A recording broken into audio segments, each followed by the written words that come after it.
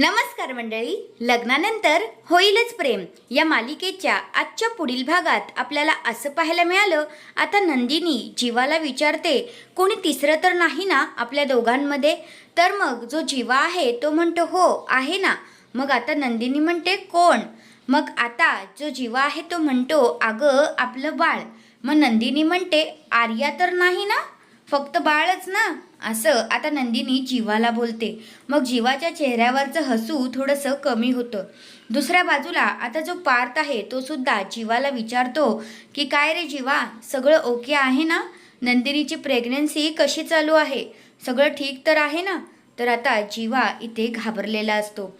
मग दुसऱ्या बाजूला काव्याला पण थोडासा डाऊट येत असतो, म्हणून ती ताईला विचारते. म्हणते ताई, तुला माझ्या बाळाशी बोलायला आवडतं, पण तू स्वतःच्या पोटातल्या बाळाशी का बरं बोलत नाहीस?